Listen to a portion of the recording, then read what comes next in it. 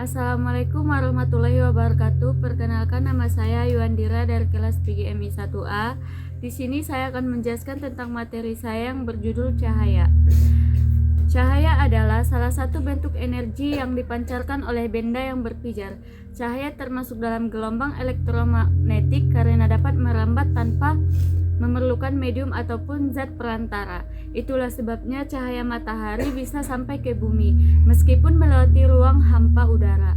Benda yang dapat memancarkan cahaya sendiri disebut sumber cahaya, contohnya matahari, lampu, dan api. Adapun sifat-sifat cahaya adalah cahaya memiliki karakteristik khusus yang menjadi dasar sebagai teknologi optik. Cahaya merambat lurus. Cahaya akan selalu bergerak lurus jika melewati suatu medium yang sama.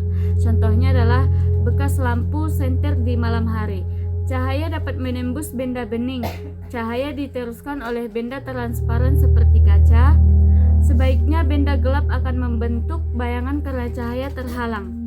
Cahaya dapat dipantulkan refleksi. Jika mengenai permukaan benda, cahaya akan memantul. Pemantulan teratur terjadi pada permukaan rata atau cermin. Pemantulan baur terjadi pada permukaan kasar atau tidak rata. Cahaya dapat dibiaskan atau refraksi.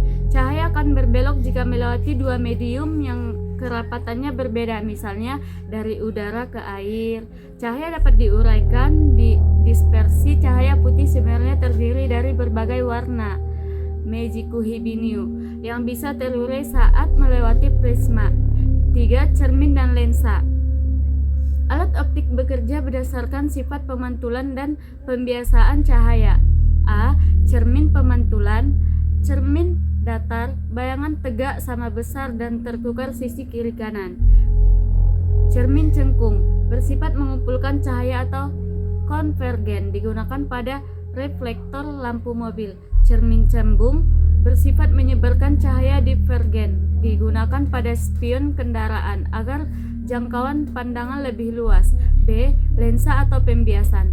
Lensa adalah benda bening yang dibatasi oleh dua bidang lengkung. Lensa cembung mengumpulkan cahaya, digunakan pada lup atau kaca pembesar dan kacamata hipometropi. Lensa cengkung menyebarkan cahaya, digunakan pada kacamata miopi atau disebut dengan rabun jauh. 4. Indera penglihatan. Mata manusia berfungsi sebagai kamera alami yang mengungkap cahaya. Proses melihat cahaya masuk melalui kornea. Intensitas cahaya diatur oleh pupil. Cahaya difokuskan oleh lensa mata agar tepat di retina. Retina mengubah cahaya menjadi sinyal saraf yang dikirim ke otak. 5. Alat optik buatan. Selain mata, manusia menciptakan alat untuk membantu penglihatan. Mikroskop melihat benda-benda mikroskop sangat kecil. Teleskop melihat benda-benda langit yang sangat jauh. Periskop digunakan pada kapal selam untuk melihat keadaan di permukaan laut. Contoh fenomena cahaya di alam. Pelangi terjadi karena dispersi dan pemantulan cahaya matahari oleh titik-titik air hujan. Fatamorgana terjadi karena pembiasan cahaya akibat perbedaan suhu udara yang ekstrim di permukaan jalan atau gurun.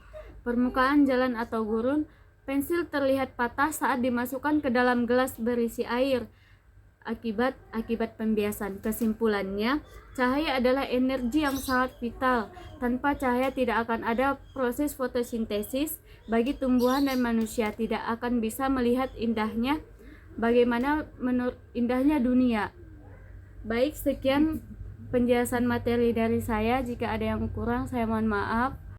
Assalamualaikum warahmatullahi wabarakatuh.